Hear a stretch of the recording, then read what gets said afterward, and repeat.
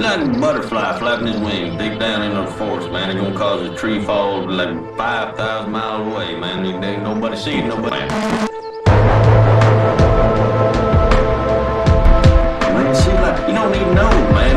It's like you're born into this world, man. And you got like that, man, the dust and wind, man. Or like a dang old candle, man. It don't matter, man. It's all the time.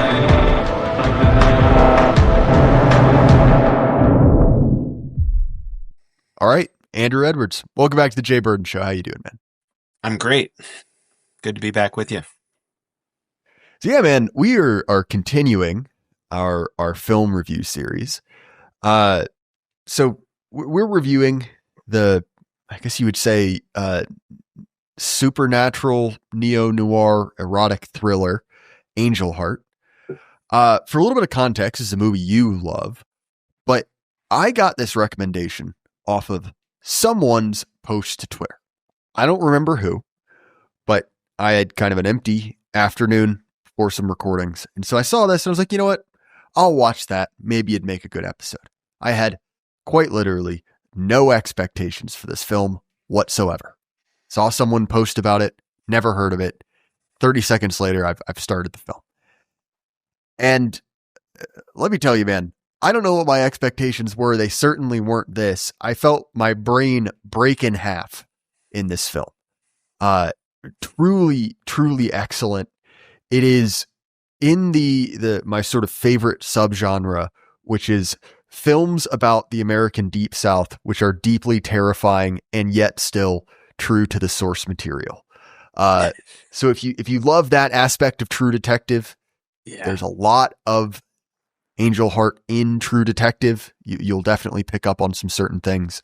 The acting is great. It's shot much better than it has any right to be. You know, obviously a large part of it is heavily influenced by noir, but once the supernatural elements start appearing, it goes absolutely nuts. The acting is great. Honestly, the soundtrack's not half bad either. But yeah, man, I loved this film. I had absolutely nothing really in my mind when I started it. But I'm curious, before we get into the actual movie itself, what's your background with Angel Heart? So as I mentioned earlier, I remember in whenever it was 1987 or 86, my dad returning from the movie theater, having seen it, and him, you know, I could tell by the expression on his face that he was blown away. My dad was a huge movie guy and he had excellent taste. And so at the first opportunity, I went and watched it, and that must have been, I guess, in the 90s, early 90s. And I mean, my relationship with it, having just viewed it again for our chat today, I have to say it's one of my all-time favorite movies. And with a little bit of detachment now, I gotta say it's just phenomenal. I mean, like you said, it's got a pretty decent soundtrack. The acting is outstanding. The writing is spectacular. The switch that they do from New York to New Orleans, likewise. I mean, this is one of my favorite little subgenres. Then you add, you know, this noir element that from the 40s, 50s era, and I mean, I think I'm a little biased because I saw it so early and I have some emotional attachment to it. But I was looking at, as I went through it again, some of the, as like, why is this shot so well? Alan Parker, I think, is the director. He's not exactly a household name, but you know, there are some incredible, really powerful, just visual shots that are their masterpiece, like painting level stuff. I'm thinking of, well, we can get into it, but just speaking generally, that's where I'm coming at it from. I mean, I love virtually everything about it, from the supernatural element, the noir element, the time period, the way it's shot. And we should mention, this is our second review of a Mickey Rourke film, unintentional entirely. And I think that this is just far and away the high point for Mickey Rourke's career. He's not the Mickey Rourke that you're familiar with in like Harley Davidson and the Marlboro Man or whatever. I mean, this is the guy who is not only hanging with, and I, you know, I don't personally like any of these people. I mean, I'm disgusted at this point with all of Hollywood, and all of that goes without saying. But De Niro is a bit of a ham in this role, but it's perfect for the film. It's as if all of these elements gel together in such a way where I still place this probably in my all-time top 10. Well, and it was especially bizarre to me to see Mickey Rourke in a effective dramatic role, because I'm realizing that he is primarily notable in my childhood for starring in the low-budget 2009 video game Rogue Warrior, where it's basically just, and I think it's actually one of those like Vietnam books, you know, where this guy just like kind of dramatized his life and career in the Cold War that was turned into a video game. Sort of the audio work was done by a very, very drunk Mickey Rourke. And so it was incredibly bizarre because that is, you know, just because of when I grew up, my picture of him. And so to see him in a role where he's, you know, acting very, very well in a dramatic, complicated film was sort of baffling to me. So you've seen the movie more recently than I have, so I'll lean on you partially, right, for the plot. But effectively, the film starts with our main character, right, private investigator Harry Angel, who has been tracked down by a man named Louis Cypher to follow this sort of lounge singer crooner known as Johnny Favorite. According to Cypher, Favorite suffered neurological trauma, allegedly, and owes Cypher money, right? He owes him a debt. This singer has been allegedly in a New York mental hospital for decades, and effectively he wants Angel to go in and check. Basically, like, is this actually true? I've heard rumors that he flew the coop. So De Niro's portrayal of this guy Cypher is incredibly over the top and creepy, right? He's sort of this kind of obvious occultist character. You know, he's dressed in kind of, one might say, kind of I won't say asexual, but sort of bizarre and perverse. He's got very long groomed fingernails, and they're meeting in, I guess we would say, like a charismatic black church in Harlem, right? Is that how you would describe the situation? Exactly. Yeah. and go ahead. No, finish that thought, Andy. No, it's kind of revealed in a few steps that maybe this charismatic black church in Harlem, well, I mean, we can say it. Our detective, you know, our main character, in going finding all of these little folds within the mystery that he's forced into, he's pretty quickly educated to the fact that this black church is not like exactly Christian.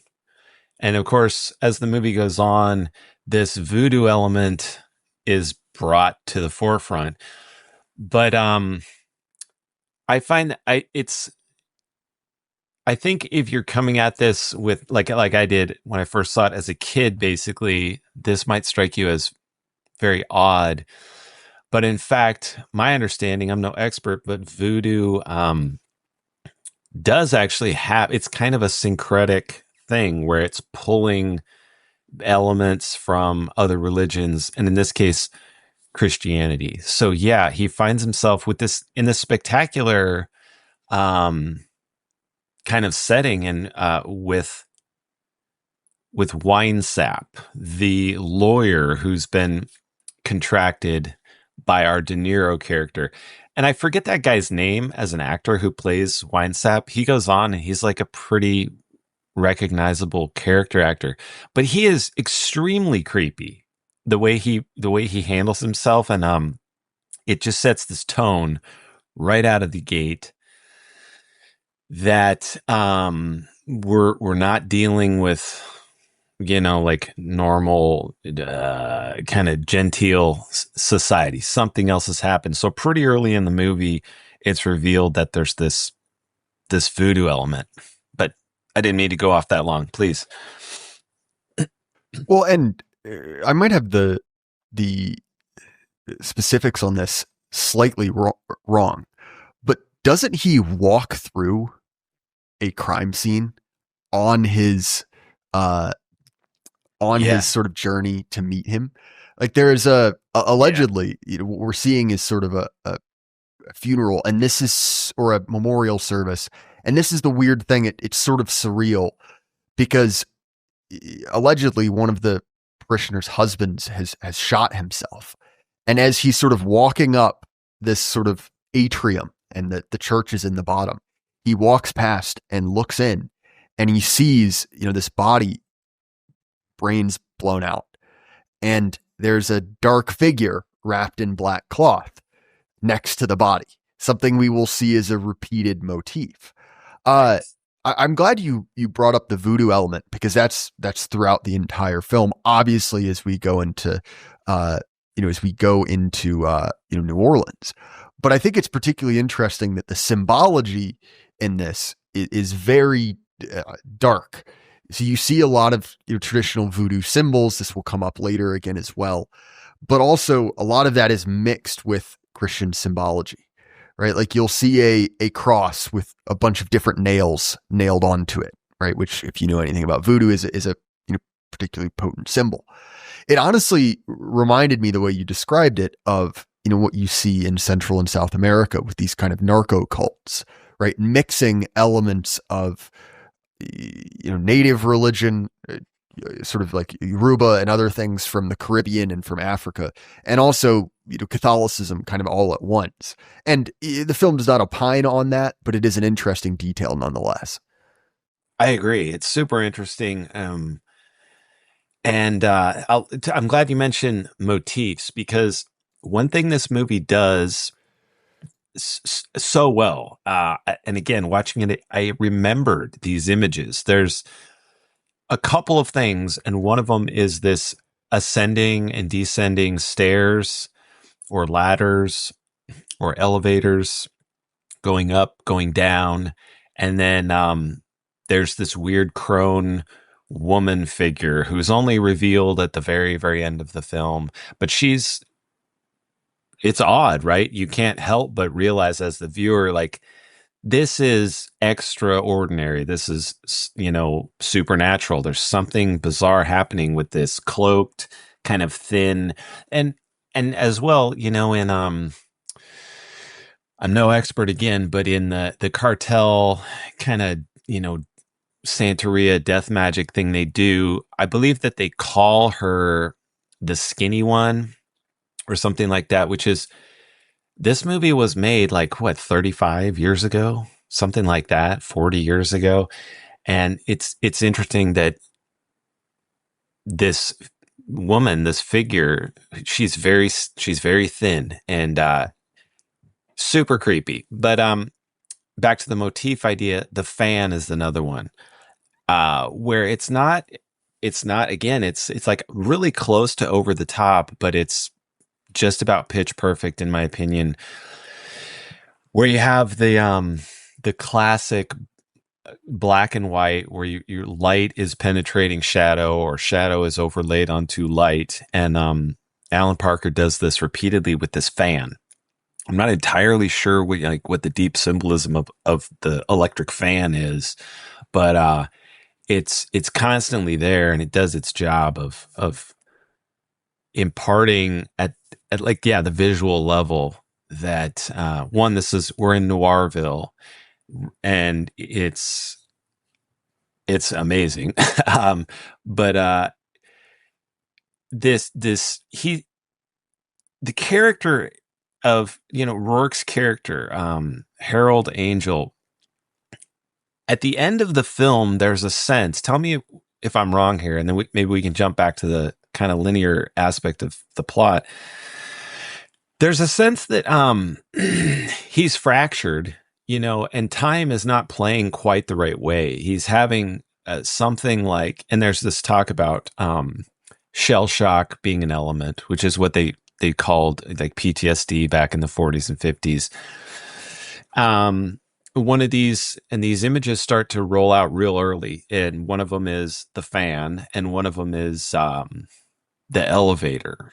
There's like that classic metal grated old school elevator that's closing and then it's descending. And in viewing the movie again, I realized how subtle this is, that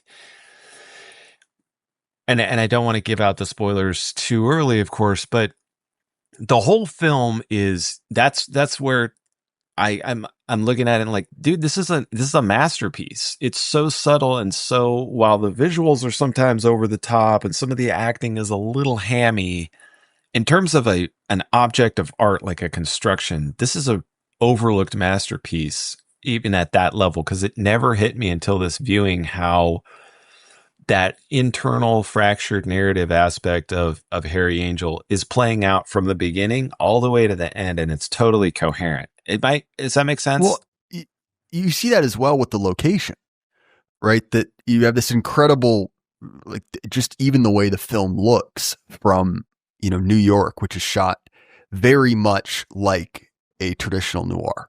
Like in the opening, shots, he's walking through these kind of like horrible ashy gray alleyways with stray animals walking around. Yeah. It's all very gray and urban. And then the second half of the film, which is in, New Orleans, is this just kind of like riot of, color. There's he stays in this kind of like low rent hotel, and, it's like he's in the jungle, right? It's there's water coming down everywhere. And this is an interesting kind of parallel, right? Going through Harlem multiple times, he sees these sort of religious parades going through. And then those are contrasted with the kind of like New Orleans, like street music. And it's like, okay, there's an echo there, but there's a dramatic difference in character, even down to the way it's shot. The color palette goes from being almost monochromatic to this kind of riot of, greens and Mardi Gras colors. And again, it's this kind of like almost like schizophrenia, these kind of two different personalities, which is very close to the reveal of the film. We will not get into that, at least for a few more minutes. Yeah, it's incredibly well done. So carrying forward, Harry takes the deal. He's offered a lot of money. So he goes to this mental hospital where this singer is allegedly receiving treatment for shell shock. We get some interesting characterization where he tries to sort of sweet talk the lady at the front, where he's just around the corner and we see him flipping through different fake IDs. And then he comes through as he's the health inspector. He says, "Oh, I need to see this." She says, "Oh, this was signed out, or this was, this person was signed out of the hospital by this doctor, Fowler, Albert Fowler." Yeah. And so our main character basically says, like, all right, I've got to go find this guy. So he tracks down Albert Fowler, who lives in just like an absolute shithole. Like it's this horrible rundown building. And as he's sort of snooping around, he goes through his refrigerator and it's just full of morphine, right? That this guy is, a morphine addict. Harry confronts him. It's sort of this interesting classic, noir moment where he waits for him to come home and, he's illuminated by the flash of a cigarette lighter, right? This kind of classic noir shot. Yes, exactly.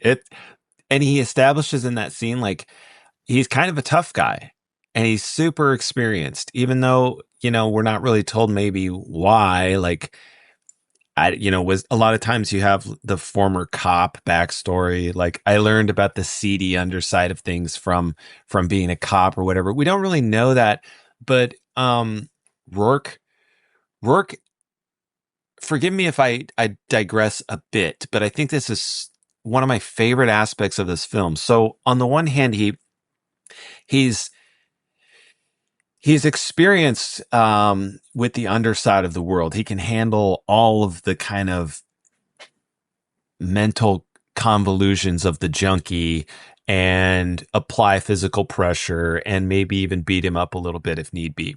And this plays out throughout most of the film. But there's also this tender side of the Rourke character where he doesn't like chickens. That's kind of a thing that I think it's sort of funny throughout the film. But there are little moments where he's around kids and he will pass his finger, not in a creepy way, but like in a genuinely gentle way.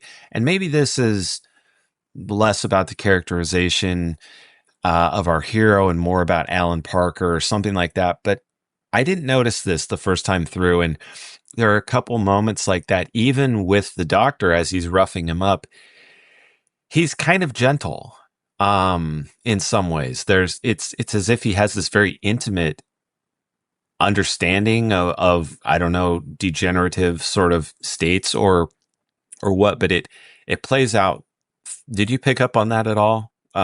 This kind of I guess just a duality in this character where he's in this incredibly nasty world, but there's something tender happening as well. There's something unbroken. And I'll throw it back to you because I have some ideas in this, but I want to hear if you noticed it. Well, definitely. And we see that he actually doesn't like want to cause this guy any issues. Yeah. Because what happens is basically like he sees the guy's in bad shape and he's like, you know what? All right, fine. I'll give you some time to think, to collect your thoughts. I'll come back later. Then we'll have a conversation and I'll leave. No problems. And it's even interesting that like his threat isn't like, I'm going to break your knees. He's just like, look, I might have to tell the police that you're, a morphine addict, which sure, that's a threat, but it's not like he's got, he's going to throw him down an elevator shaft or something. It's like he's not exactly what we would call like a hyper moral character, but he's not some thug. He's been paid to do a job. So I'm curious before we get to the resolution of this scene, because it's a repeated one throughout the film, what your thoughts on this initially are. Which aspect? This Oh, you were just saying that you were something you wanted to say about that kind of duality and his tenderness. Yeah. So maybe this, if guys want to go check out this movie, maybe this will help speed them along. Because as I've said, I watched it many times over decades now, and it was only now that I notice, well, and maybe I'll try and pick up on a little bit of the plot to move us forward a bit, but as our character is progressing, which is all, he's going kind of deeper and deeper and deeper into whether it's his own madness or it's the darkness of the job that's been given to him, like as the detective unraveling, the parts of this plot, and figuring out what happened to this mysterious musician, Johnny Favorite. As this happens, I'm losing my train of thought, but what I noticed this time is that the plot is getting darker and it's obvious to the viewer, but at the same time, Parker is juxtaposing images of salvation throughout, and this is the aspect I didn't notice as a kid. There are over and over and over and over, whether it's literally like emblazoned on a church, the words. That's actually exactly what I was going to bring up. Yeah. Okay. I really feel like this is maybe part of why this movie is so damn good, because we've hit a lot of the parts. They're just regular kind of, we expect them to be in this type of noir film. But I wonder now if what Parker's genius, or maybe the author of the novel on which this is based, gets almost no credit, by the way. No one knows who he is. I read the book much later in life.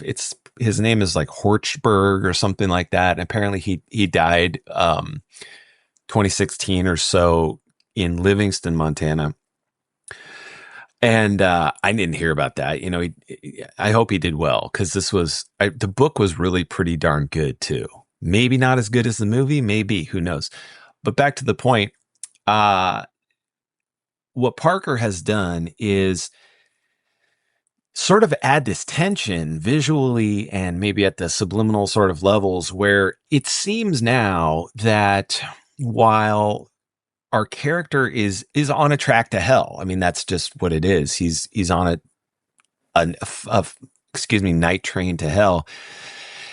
These images of salvation through the church and through little figurines that show up, whether it's the Sacred Heart or the cross here and there, he's being offered salvation at every step of the way, and it creates this bizarre tension because, as the viewer, there's nothing about our guy, Mickey Rourke, Harold Angel, who's even thinking on these terms. He's just missing every opportunity. So it doesn't even feel like an opportunity, which is kind of a strange, from my point of view as somebody who believes in these things now, in salvation, in Christianity, the film presents almost like an inevitability of things, which is maybe to the movie's credit, and maybe why it's so creepy.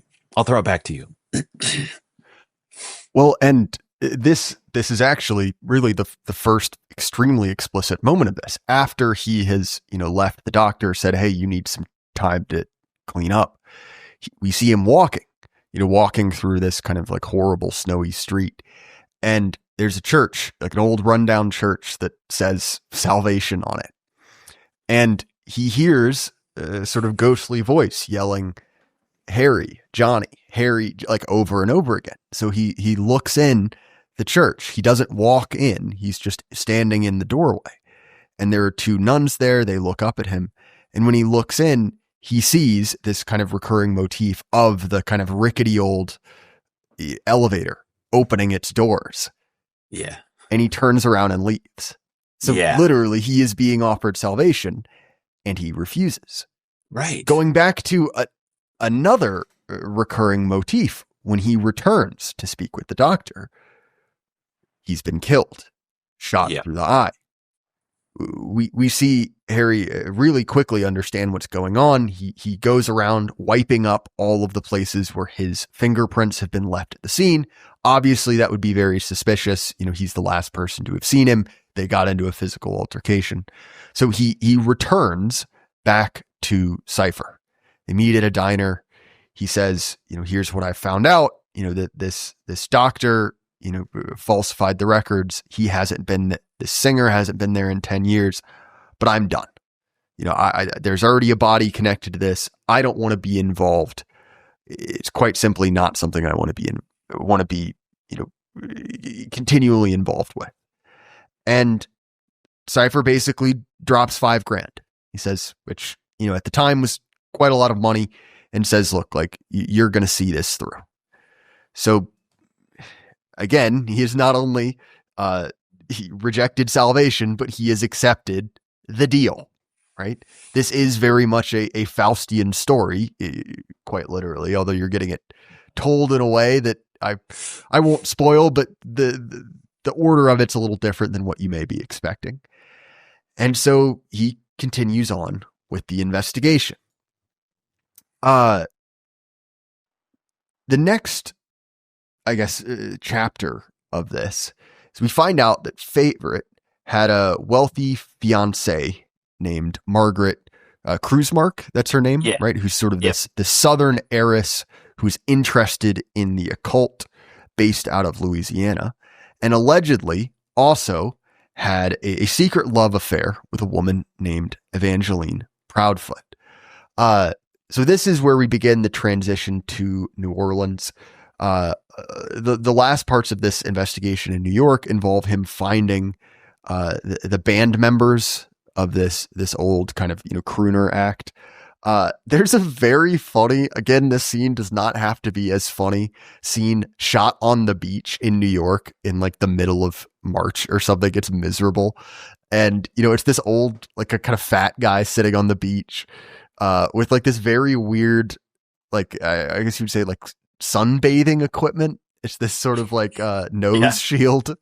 It's a pretty bizarre scene, very funny. One of the probably the best gags in this is he walks out on the empty frigid beach to talk to this guy. I can't remember how he was connected to the band. He was one of the members, and they go back and forth. He's like, I'll have to talk to my wife, and then the camera just pivots. And we realize his wife is like 30 feet away, again on this wide empty beach, just standing in the frigid water. And so Mickey Rourke has to kind of like walk out with her in his full suit, right, to talk with her about the details. It's kind of a throwaway gag, but nonetheless, it's pretty funny.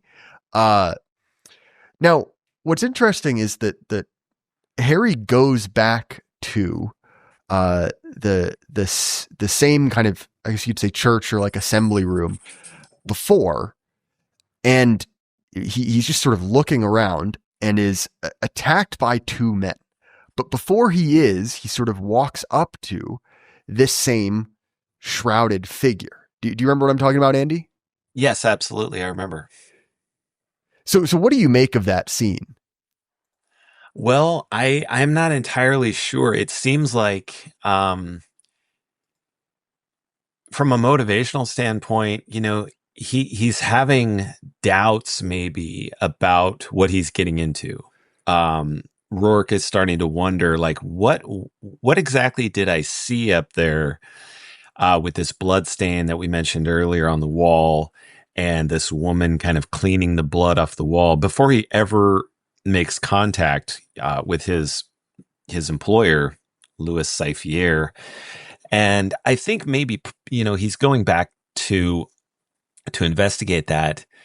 And then, he sees this skinny girl, this shrouded figure who's, I get the premise is like she's praying or in mourning or something. And he's just about to make contact with her.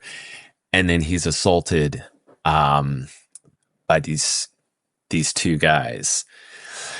So it kind of echoes some stuff that happens later, of course, because throughout the movie, pretty much that's the jump off point where he's under physical pressure. People, various entities or interests are sending tough guys after him, and he's getting his ass beat a little bit here and there, both in New York, but then this happens multiple times when he gets down to New Orleans.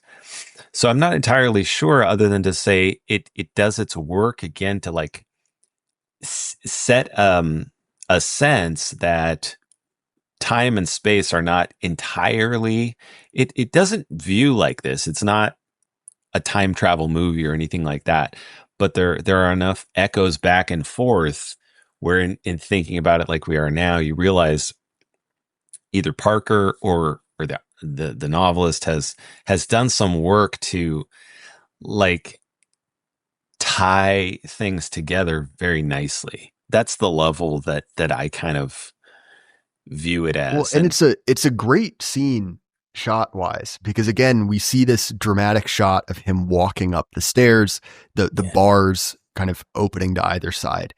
And he's walking around this scene, he picks up the brush, right, that they use to scrub the blood. It's still kind of stained, ruddy red. Yeah. And it's cutting back and forth between him, investigating this sort of voodoo church after hours with this sort of, which I mentioned earlier, this over the top religious parade where you have this kind of black preacher on like a litter, right? He's carried by, a group of guys. There's nuns of some variety and like a brass band going, it's this kind of crazy scene contrasted against this kind of slum in Harlem. And as he's accosted by these two men. It's sort of a great like late 80s fight scene. They're smashing chairs and everything. He runs out and he runs into the parade. So this sort of, this sort of, I guess you'd say like an A and B, not plot, but kind of, series kind of collide together. And he, dumps the pastor over. The two goons, have to stay and help him. And then he dodges out of town.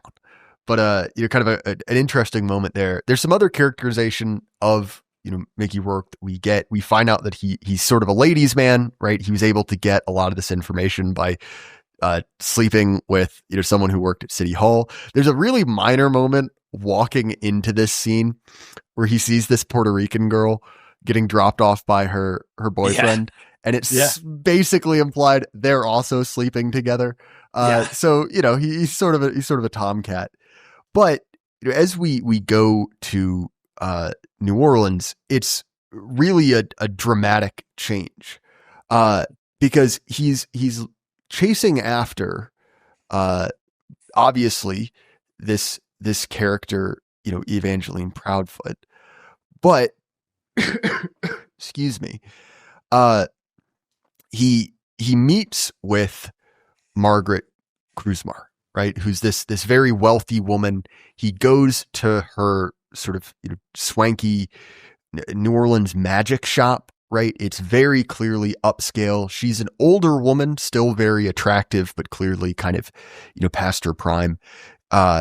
She has a, sort of a nanny figure. He asks her about all, this information. She tells him that, that Proudfoot is dead, but survived by her 17-year-old daughter. So he goes to meet her. Do you want to describe, I guess, that kind of transition from New Orleans to, meeting up with this woman and then later, the kind of 17-year-old who will be at the center of a lot of this film? Yeah, I can try. The things that stand out to me are even right when he gets off, it's like I think it's an Art Deco style train, and he takes his jacket off and he's immediately sweating. And he's got to change into his like linen seersucker suit before he goes and meets with Cruzmark. And you're right, like the whole color palette is entirely different. And I'm not sure at what point, in the linear progression, he makes it over to, I guess it's after maybe he meets the Lisa Bonet character. This is the daughter of Evangeline Proudfoot, who was the girlfriend of the crooner that our guy's looking for. And he goes over to this little root shop, like a voodoo mammy shop, and it's Carter or something. And that's one of my favorite scenes. The way that that old black woman just stares him down, telling him basically the truth. And it's like the scene from, well, a couple different characters in Coen films, but in No Country for Old Men, there are these snippets where a really minor character just almost takes over the whole film. And this happens several times in this movie. That's one of them. And somewhere in there, we as the audience and our guy, Mickey Rourke, are being introduced to the lay of the land there in New Orleans. And he rents a car, and he's going out of town a little bit to where the poor folks live, pretty much. And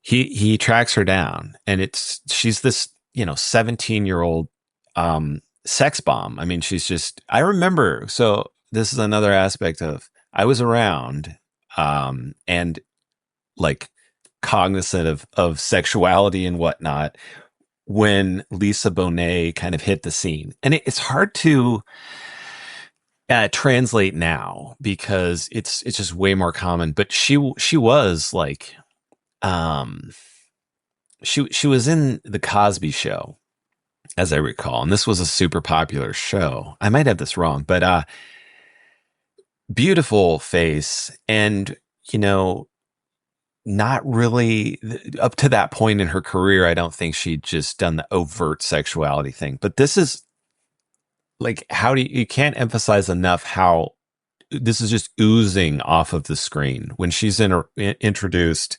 Um, her sexuality is just like overwhelming. The Mickey Rourke character is immediately transfixed, and she like changes the whole tone. From there, I think he goes and he goes to find another associate of his guy, the crooner, which we should pause maybe just to say, you know, you mentioned the Faustian thing. Another thing that's happening here is Angel Heart and the novel are playing off the Robert Johnson, the Paganini. There are a few other, well, I mean, Jimmy Page. This old idea that musicians can sell their souls for musical talent. And we do at some point sort of, you know, I'm not sure how much spoiler we want to give, but we start to realize maybe this is in play, right? Because the blues come in, he goes into this blues bar to meet this old associate Toots, who's playing the blues. Go ahead. Weird connection. Really reminds me a lot of, there's a very similar scene in Collateral. It's not entirely the same, but it does rhyme a good bit.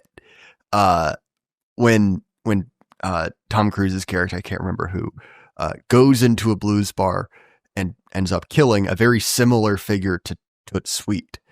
Interesting. Obviously, I have no idea if there's any sort of connection there, but just, you know, something that sort of, you know, knocked loose in my mind. So there, obviously, we've got a lot of film to cover and less time than I'd like, so we're gonna have to move a little quickly. But to backtrack slightly, or to contradict exactly what I just said, so those couple scenes are pretty interesting because, one, when he goes to meet this Cusamark woman, he goes partially, but not all the way through with getting his palm read. Right. He's asking her very direct questions about the singer. She gets offended, kicks him out. And, you know, regardless, through this, you know, connection to Lisa Bonet's character, he figures out he needs to talk to this guy, Toot Sweet. I will say, as someone who loves Louisiana, this film gets it so right. There's an awesome shot where he's tracking Cusamark back to her property, and he's on one of these sort of iconic New Orleans streetcars. Now there's only like two of them left. They seem to be lost technology, and they are continually getting flooded in hurricanes because that's what happens in New Orleans. So they're sort of a vanishing breed. But I have, you know, been on that route up and down St. Charles before, and it perfectly gets the sort of, you know, ideal kind of, you know, noir feel for it, you know, back in the 60s or whatever. So I just wanted to say it's very, very well done. And again, another interesting, which is very, you know, kind of Southern, very New Orleans, is the contrast between, you know, the city and the country, because, you know, we see the kind of contrast between, you know, the relative bustle of New Orleans, and then when he gets to the more rural kind of middle of nowhere part of Louisiana, which is where he, you know, meets Lisa Bonet. Sorry, just kind of some scattered thoughts there, but nonetheless something really important to bring up because they are dramatically different and, you know, shot similarly. So when he meets up with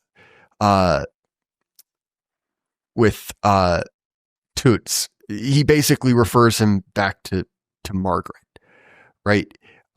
He follows him back to his place. They have sort of a scuffle, and Toots pulls a razor blade, cuts him on the hand, and, you know, Harry just kind of, you know, punches him and basically says, like, all right, like, you know, give me the information. And cuts to the next morning. he's in his hotel. And these two kind of comedic, which this is a very Coen Brothers set of characters, the police officers come in and let him know that, and I might have the order wrong, but that Toots has been killed. Does that happen before or after Margaret is killed? It's before. Yeah. Oh, that's a minor spoiler, but yeah, whatever. That basically, yet again, another source, another important part of this case has been killed. And the police basically say, like, look, you're the presumptive suspect. We heard that you guys got into a scuffle, that he threw you out of this bar. Like, we've got an eye on you. Now, we also get this sort of vision of, or not vision, I guess he just goes and tracks one of our characters to this sort of crazed voodoo ritual. So the segment is very, very bizarre. I'll let you kind of handle that, Andy. Okay. Yeah, that's so from Toots, he gets out back to the country, or maybe he's already in the country at that point, but he realizes that he's deep into this voodoo environment, and that is maybe that's the first moment where we see the Lisa Bonet kind of sex pot character. She's doing this like elaborate humping the earth. We see her bare chest, and for the film goer, it's pretty spicy. I mean, I gotta say, at now, we live in a different time, but then I think it was pretty racy, as they used to say back then. And I want to say too, at that point, it's pretty clear that to the viewer, like, the walls are kind of closing in on our guy, and people are being iced left and right, and the stakes are ramping up. Everything's just kind of spinning out of control. It's getting weirder and weirder and weirder. And yet it was striking to me, and I'm glad you touched on it here, the visuals, both in the country. There's some scenes later where he winds up with these, kind of like, I guess maybe they're Creole types. They're just like backwoods, oystermen and crawfish guys. You see that element of the country, and it's juxtaposed back against, one of the most spectacular cities probably of all time, which is New Orleans. And I'm not a real expert on New Orleans at all, but it's pretty satisfying from my point of view as a Pacific Northwesterner. You feel like you get a really good taste of that place. You see the architecture, you get enough of the classic kind of French Quarter stuff, but you see these other plazas, and you mentioned the streetcar. And for nothing else, it's to say this movie has a lot more going on as a piece of art than just another kind of interesting, maybe supernatural noir flick. It's very well done. As far as picking up from maybe where our guy finds out that this Lisa Bonet character is some sort of voodoo priestess. I mean, from there, it's kind of like full speed ahead, right? We're almost. Yeah. So we start to see our kind of main character unravel, right? This is now the second person connected to this case who's turned up dead. He followed Toots back from this ritual. That's where I had that order slightly reversed. That's where they had their confrontation. He's cut by Toots, and we see this dramatic shot of him leaving, just drenched in blood, much more than we would expect from, just the simple cut we saw Toots give him. But anyway, the police barge in, they let him know that he's the primary suspect. So we see this shot of him later in a bar, and he's staring at himself in the mirror in this payphone. and we're seeing this kind of mix of symbols, while he's listening to the dial ring. We're seeing shots from V-Day, right? We're seeing shots from this kind of great, celebration after the war is over. We're seeing, a shot of a fan spinning and shots of, again, him riding an elevator down in front of these kind of bars, images we will see repeated again and again and again. And as this sort of these symbols, become more and more frantic, he's all of a sudden jerked, back to reality by a guy, asking for a quarter or something. Yep. But nonetheless, we see him start to deteriorate. The next scene, we find out that Margaret's dead too. And not just dead in the way that the other people have, although, Toots had a grisly end. I won't exactly explain why, but you can imagine, he didn't exactly, have a particularly pleasant passing. But Margaret has been ritually murdered. Right? Yeah. She's been basically, cut with a ritual dagger and her living heart pulled out. Right? Quite a grisly, kind of dramatic death. And so again, it's honestly remarkable because I've got the film up in one tab just so I can refer to the imagery. This is an hour and 50-minute movie. We are currently at the hour and 10-minute mark by watch time, which if you would have asked me, this next hour goes by incredibly quickly because of how frantic the pacing is.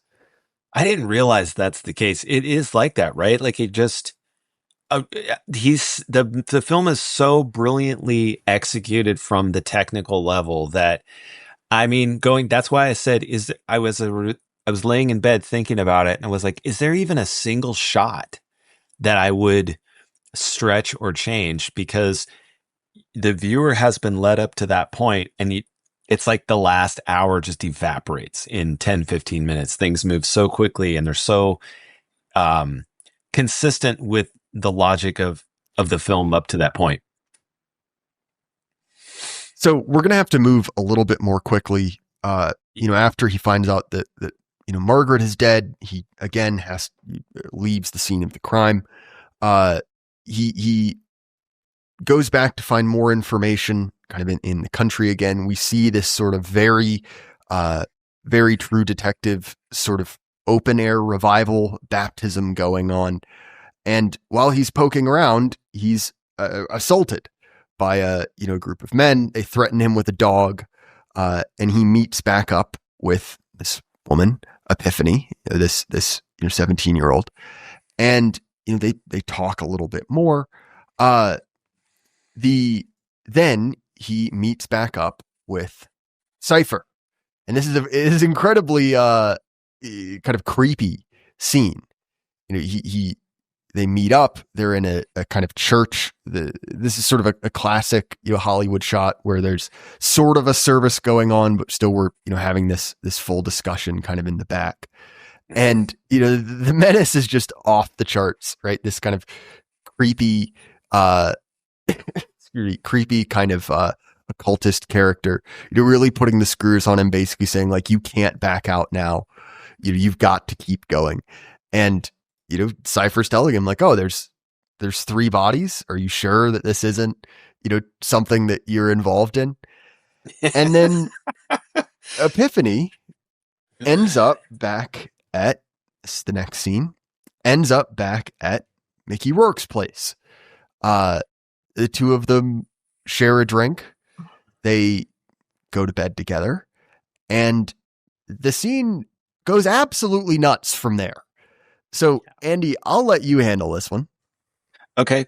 So that scene, it's got to be one of the most, like, if you were to make a collage of iconic, intense Hollywood film scenes, I think it'd be appropriate to splice in a few shots of Mickey Rourke and Lisa Bonet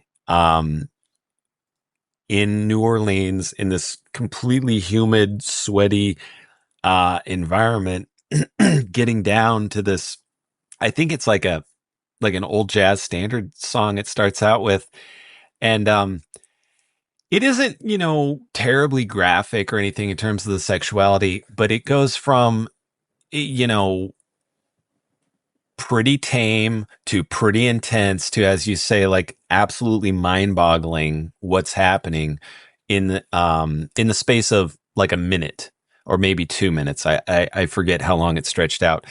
But here's the part where, we're getting deep into spoiler territory. I think that our character is fracturing. He's entering in like the very heart of his mystery, the mystery that he is involved in, that he is trying to understand. And it's all sort of, if you will, the supernatural aspect of it is just it's coming overt. And it's raining very intensely outside. There are these leaks in the hotel room.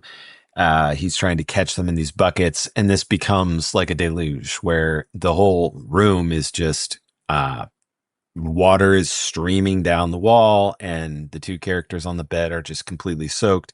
And then some blood is introduced into that rain, and so once again, back to like the religious imagery and the salvation. I think that there may be even a layer further to this movie in terms of its religious symbolism. And I don't know that it's like accurate symbolism, but what Parker is playing with is pretty intense. I mean, water and blood, and here they are in this creative act.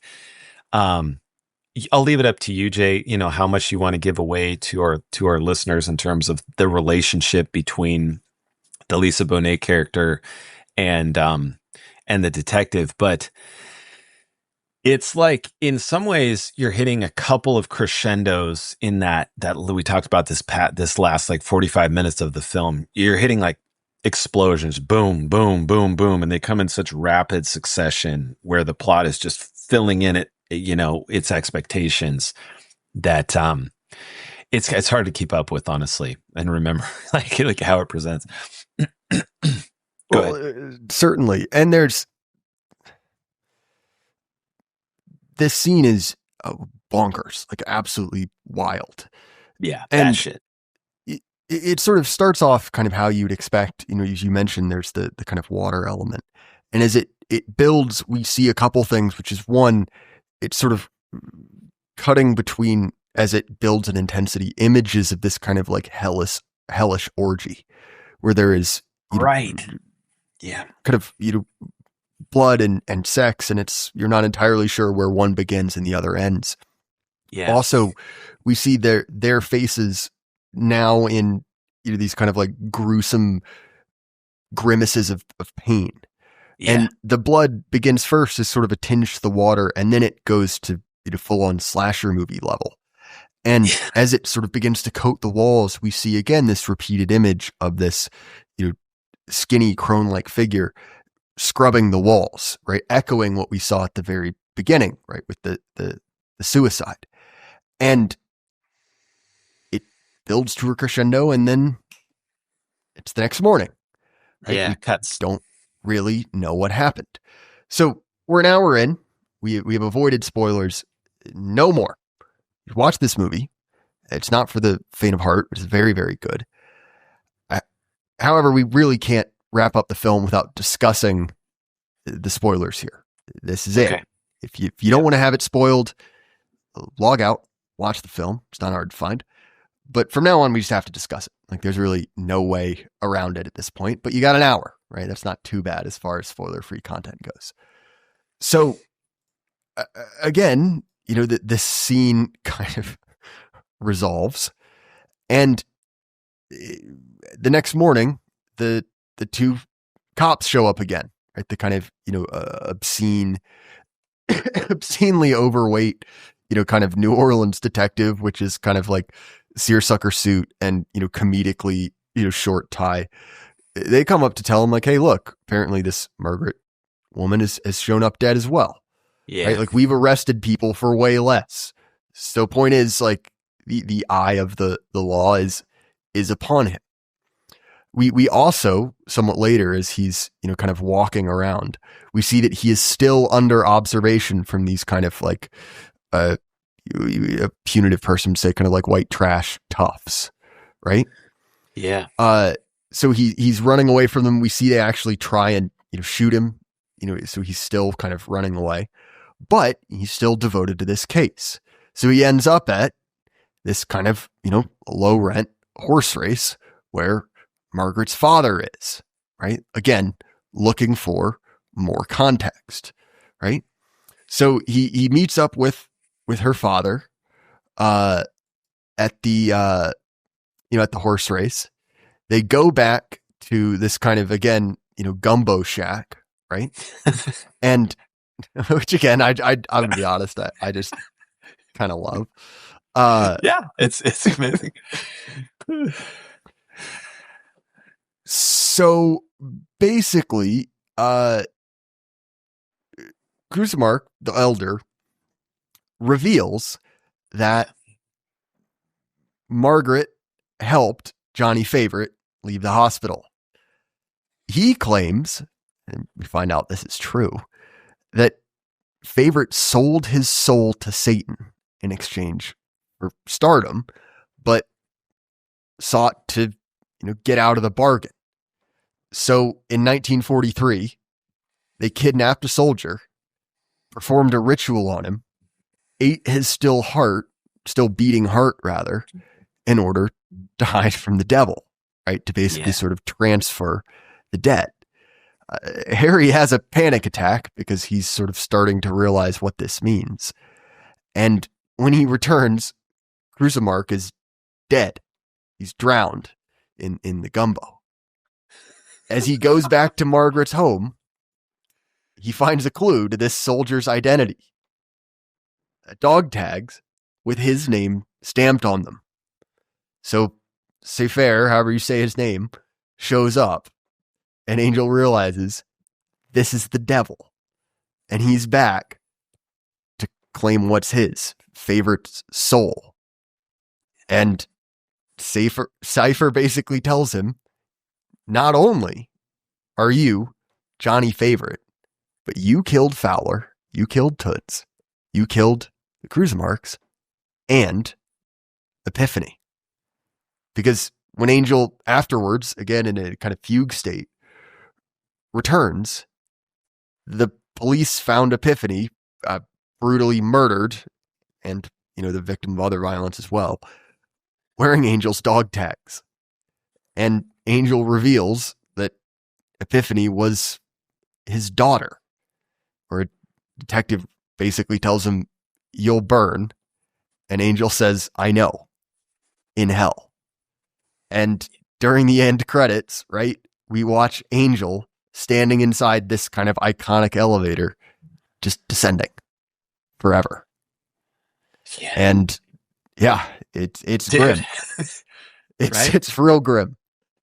Man, you handled that so well. I mean, you just it gets so intense when it hits. It's we talked earlier about like Usual Suspects, or what's the one with Bruce Willis, the Dead People The Sixth one. Sense. Yeah, where the reveal is so it's like a work of architecture, like high art. It's so well done and so intense that there's an overwhelming aspect to that last 15 or 20 minutes. And man, when he's going down the elevator, like, I don't know how you can watch the movie and not be moved, to evaluate what is and what is not reality. Hectic. I mean, just extremely, extremely moving to me anyway. No, definitely. I mean, you definitely understand that all is not as it seems, but the fact that the main character is constantly being pursued sort of lets you kind of take refuge in the fact that he is trying to uncover something, right? That all will be revealed, that he will expose this conspiracy. But, and I haven't watched it again, so maybe it's incredibly, incredibly obvious on a second viewing, but it doesn't feel cheap. It doesn't feel unearned. And even going back to, things earlier about hearing, Johnny and Harry's name kind of repeated back, like flipping and flopping back and forth. You could look at that as incredibly obvious, but having seen it, you really don't go there. you're constantly looking for another solution until the kind of final key drops into place. I mean, obviously, this film is, incredibly grim.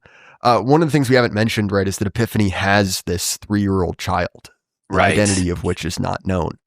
And when the police carry it out, its eyes flash exactly how Cypher's eyes flash, indicating that is likely the child of the devil, right? Yeah.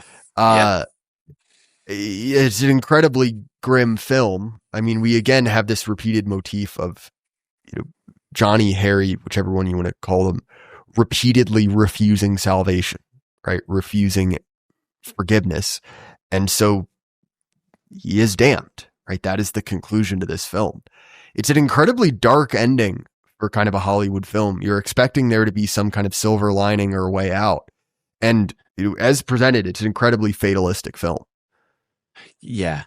Yeah, that's a great point. I think that's why, viewing it a second time, that imagery we talked about at, earlier, where this redemptive aspect has to be there, like for us to experience, again, a coherent kind of religious situation. At the end, it feels it's shocking, like how just how uncomfortable it is. It's like, man, this dude is done. It is over. There's nothing. But yet, the entire movie, there were these signs and opportunities, and he's just simply, at the end, my take on it was sort of like, because there are multiple mentions that this guy, Johnny Favorite, Harry, whoever, is a very evil man, is not a good guy. And, how exactly that works out in the arc of the Rourke character, where he has these other kind of almost tender qualities. It seems to compound the despair that I feel at the end of the film, where, man, if something had just turned a little bit differently, maybe this guy could have turned the corner and been saved in some way. But I know we're getting towards the end, Jay. But what I wanted to ask you, where's it sit for you? I mean, is it a masterpiece? Is it just a great movie? Do you need to watch it 10 more times? What do you think? So here's my thought on it. It's a very, very good film. I don't know if it's a true masterpiece, because I don't know if I'd recommend it to everyone.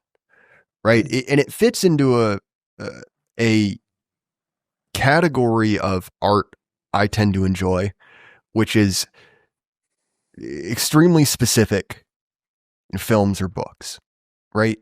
Where, there's something to be said about just kind of a universal masterpiece everyone needs to see. But I really enjoy movies that have a very specific target, particularly one that hasn't been hit before, and go about that goal particularly well. Because, I mean, you probably know the genre of, occult noir better than I do, but I can't think of all that many, works in the genre. Like, really, it's like this and True Detective, as far as I'm aware. And both of those are really great. And whatever that genre is, I love it. But it's not for everyone, right? Like, it's a quite a viewing experience. And again, I have, no complaints. I enjoyed it quite a bit. I will genuinely, I've never seen anything like this film before on a multitude of levels. And I think part of the reason why I was so, like, my jaw was on the floor throughout this entire film is that I had absolutely nothing, no expectation whatsoever. Just a little blurb on Twitter. And I was like, yeah, all right, I'll go watch that. And, it's, I think it's been 2 weeks since I've watched it, and I still feel like I need more time to sit on it. If anything, I think is perhaps the one weakness, and this is a pretty tepid criticism. The character of Cypher, because they say it in a bizarre way, it's a little on the nose. It's a little on the nose. And especially once I realized going back over the summary that it's like Louis Cypher, Lucifer. I was like, okay, guys, come on. Now, just because I didn't catch that, it's because I'm not particularly bright. So, like, fair enough. But that was the one thing where I was like, that's a little bit of an eye roll. But other than that, I genuinely enjoyed the film quite a bit. And I would recommend it. I think, particularly people who are interested in, your work, Andy, which is kind of mixing, kind of tropes from the kind of noir genre with the supernatural, and also, my work with Thomas. I mean, I think that you and I both, just because of our theological commitments, wouldn't necessarily sign off on this as like a piece of doctrine, right? Obviously, it's a Hollywood film, Right. but it is genuinely fascinating, especially because it is an uncompromising version of evil, and it is not a version of evil that you can really make deals with, right? Making that deal, not only did it fail to catapult Johnny into stardom. He's a minor figure who got drafted and did seemingly experience shell shock and lose part of his memory. It's why this whole film even starts off. So I think that is incredibly interesting as well. The idea of making a deal with the devil truly does lead to damnation and destruction. And also, maybe if I were in the director's chair, I think it would have been interesting to sort of emphasize the repeated rejection of salvation more, in kind of a more traditional Faustian way. It is there. It is more subtle than other elements of the film. But yeah, I don't know. Enjoy may not be the operative word, but it's a good, really good film. And I've never seen anything like it, which in many cases is even aside from quality, a great recommendation, but this is a quality film. Yeah, well said. I would have to sign on with that. Technically, there are a few hiccups, and then theologically, it's the imagery, and the power of Hollywood to manage stuff like as serious a question as if the Dostoevsky thing, like, what did you really trade this for? Because it's usually not as dramatic as stardom or something. It's usually just something really mundane, like I chose to sit on my fat ass and watch TV instead of take care of my kids or my wife or something like that, right? But that's still, in a manner of speaking or way of looking at it, a way of selling your soul. And I think you're right that there's room for more treatment of the noir. I mean, I've been saying this, for years now, actually, that the noir genre, if we want to look at it that way, holds a lot more possibilities for film or books or what have you to manage the spiritual and theological stuff and yeah, I mean, it couldn't always be done again in New Orleans, which is, like you say, so specific, but so right on the money for some reason. I mean, why are they, I thought this too, as I was watching it last night, True Detective, and like, if I get a chance to pick Pizzolatto's brain, I think we've got to ask him, dude, you saw Angel Heart at some point, probably when I did. He's about my age, and it was an influence. Are you gonna cop to that or not? Because I mean, it's there in all of the blues lore and whatnot, Highway 66 or 61, excuse me.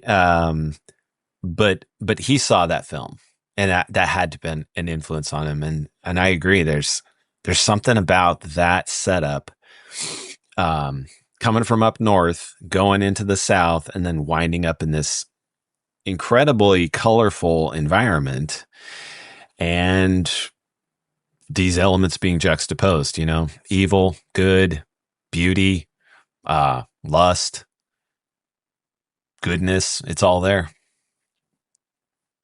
So Andy, where can people find you? On X, I just dropped my next book today. Actually, I did a little we'll call it like white orthodoxy magic, and I dropped it at 3:33 a.m. I set my alarm, I got up, I got onto the computer and hit publish. So it'll be a little while. I think that maybe till it's actually available to, they don't tell you quite when. It'll be, you can buy it today, tomorrow, what have you. But that's called Abstract Operator, and it's out there. It's pretty weird. It's not, standard like fiction, but yeah, look me up, check the books out. Thanks, Jay. Yeah, sure thing, man. I haven't had a chance to read Abstract Operator yet. I'm looking forward to it. Yeah, man, I always enjoy you coming on to do these media review shows. I know I said last time I was going to let you pick, but I saw this movie and I was like, I got to have someone to talk to about this, because otherwise I think I might go crazy. So I'll let you pick the next one. No Mickey Rourke. That's, I think, my one my one request. Agreed. We can avoid Mickey. Well, thanks for having me. I always love it too, man. Yeah, sure thing, man. As far as my stuff, The Jay Burden Show, available on Apple, Spotify, YouTube, anywhere you listen to podcasts. It's what I do full time. If you want to support me, and I do really appreciate it, you can throw me a few bucks a month on Patreon, Substack, or Gumroad and get the episodes early and ad-free. Or you can check out our sponsor, Axios Remote Fitness Coaching. I've been under the weather for a little bit, haven't been in the gym, sorely miss it. But nonetheless, you should be supporting JD. He's one of our guys, small businessman. Highly recommend his work. Again, Andy, I appreciate it. And everyone at home, keep your head up. Life can't last forever. Good night.